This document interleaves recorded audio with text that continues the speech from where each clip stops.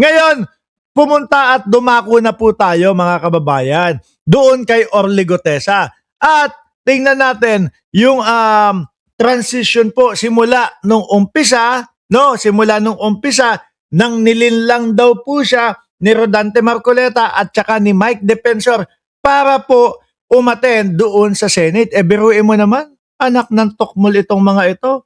Hindi man lang binigyan ng sapat na pagkakataon si Orly Gutesa na ayusin, rebisahin, tignang maigi, basahin ng maayos yung kanilang script.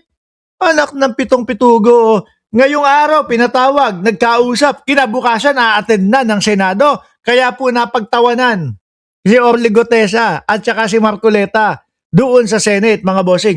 Ngayon, umpisahan ho natin ito, mga kababayan, dito po sa Pinilit. Ito. Orly Gutesa, kaugnay Ito, game. PMA at I am Batman at si Alaga nandiyan na, oh. Shout out kay sa inyong tatlo. Pinilit lang daw tumestigo ni na Senator Rodante Marcoleta at dating Congressman Mike Defensor si Orly Gutesa kaugnay ng flood control scandal. Anak ng putek. Biruin nyo, mga kababayan.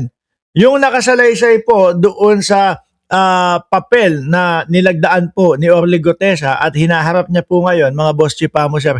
Nanonood lang daw siya ng TV doon sa kanilang bahay eh.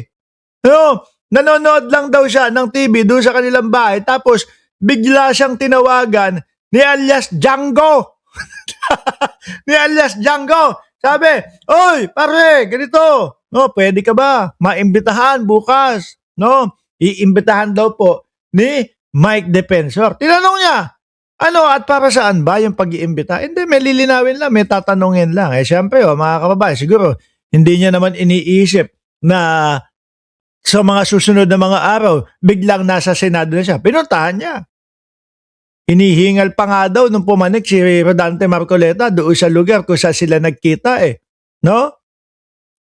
Tapos, pinabasa sa kanya. Pinabasa, ganito, pare, ganito, ganyan. Tapos, napangakuan ng pera, cash, at para yung anak niya ay makapagtapos ng pag-aaral. Alam niyo mga kababayan, ang mga padre de pamilya, miski naman po yung mga nanay, no? Ang mga magulang po, hahamakin ng lahat para lang po masigurado ang future ng kanilang mga anak na mahal sa buhay.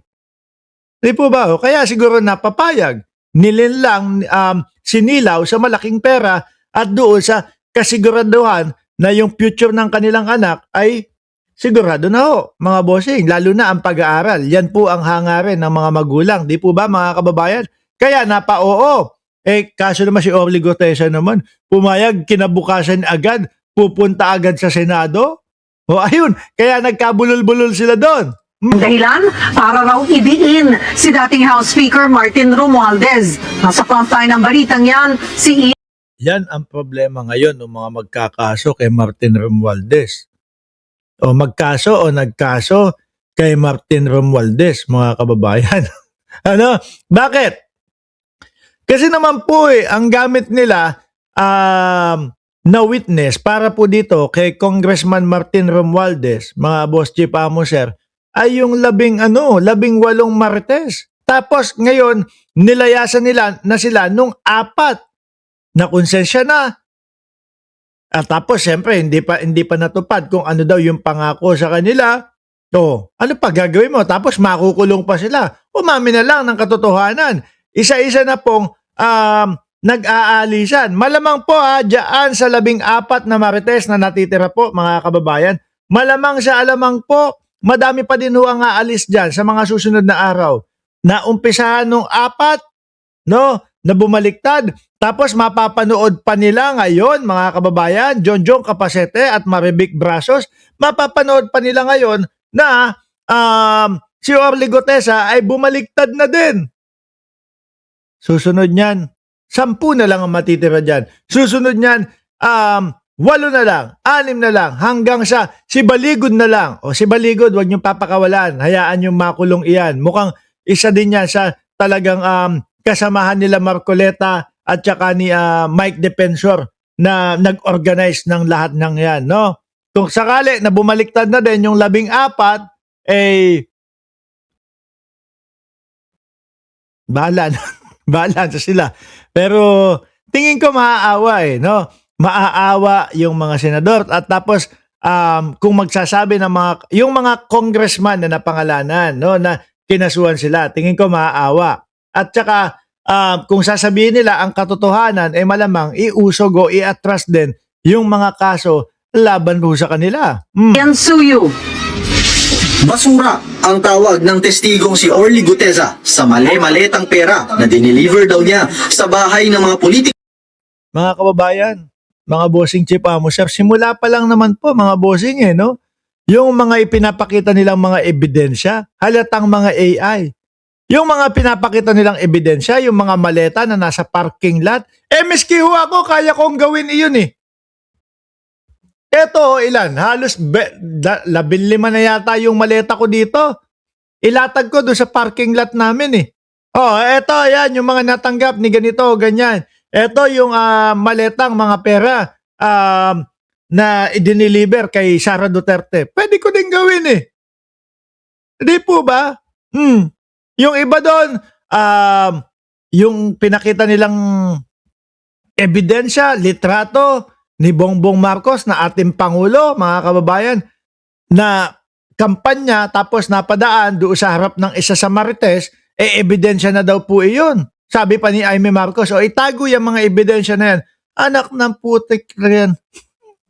Pinipigilan ko yung salita ko, direkta No? Dahil naman po mga kababayan, puro katangahan at katarantaduhan itong mga pinapakitang mga ebidensya nitong mga ito. Kaya siguro sabi nung iba, ayoko na. No, hindi naman ako uto-uto dati. Hindi naman ako madaling mauto dati. Ngayon, ewan ko kung bakit ganito. Di ba? Kaya nagbabaklasan na po. Kung sangkot sa mga anomalya sa flood control. Sabi niya yan noon na ibinabasura na niya ngayon. Sa bagong sinumpaang salaysay, sinabi ni Guteza na pinilit siya ni na Senator Rodante Marcoleta at dating Congressman Mike Defensor na Yari kayong dalawa. Parehas nang nakakulong mga kababayan, pero tingin ko baka lalo pang madagdagan yung kaso nitong dalawang sila Rodante Marcoleta at itong si Mike Defensor po. Yari kayong dalawa. Nako po, lalo na si Marcoleta, malamang diinan yan, malamang ilubog lalo yan ni Senador Panfilo Lacson, mga bossing. Kasi binabanatan nila si Lacson dati.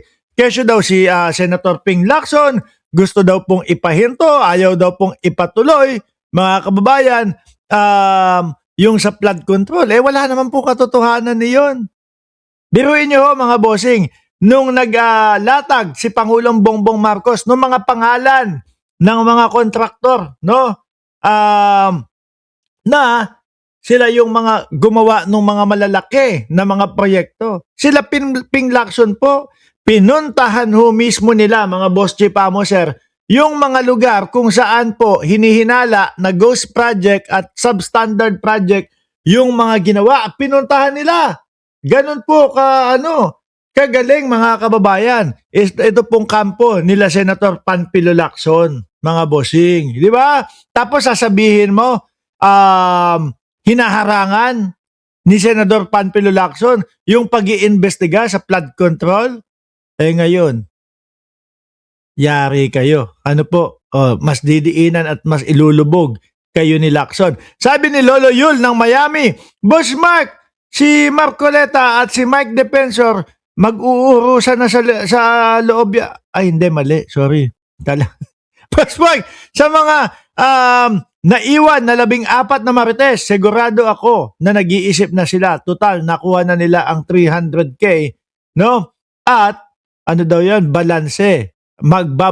Tingin ko magbabaliktaran ho yung mga iyan. Lalong-lalo na nakita ho nila mga bossing na yung si Marcoleta at si Mike Defensor ay nakakulong na. Sino ba sila? Di ba?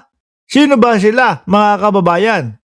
Kaya nag-iiyakan yung mga DDS Kasi itong mga superhero nila, na puro pagbibintang lang, ayun, yun ang nakakulong na. Yung mga pinagbibintangan at gusto nilang makulong kahit wala silang ebidensya ay nakalalaya pa din ho, mga boss, no? Labasan nyo kasi ng ebidensya. Puro ratbo yung nilalabas ninyo, mga hinayupak kayo eh. No, kaya hindi nyo maipakulong-kulong si si Congressman Martin Romualdez eh. Bigay ng testimonya laban kay dating House Speaker Martin Romualdez. Noong September 24, 2025, dinala siya sa isang Japanese restaurant malapit sa Senado. Doon daw niya nakita si Defensor at ang manugang nitong si Mark. Ayan. Pagdating ni Senator Marcoleta, papasa niya at siya ang magdesisyon kung pwede. Sabi niya, hindi, at pilit na sinabi niya, sulat lang natin si Sendante. Sa takot ko, sabi ko, sige sir. Kaya inutusan niya si Mark na kunin ang laptop para isulat ang kagustuhan niya. Dami nilang kalokohan, ano ho? Dahil alam nila, mahuhuli, madaming maaano sa kanila eh. Madaming mauoblo sa kanila eh. Kaya siguro, iniisip nila, magtanim tayo ng witness kagaya ni Marcoleta, nitong si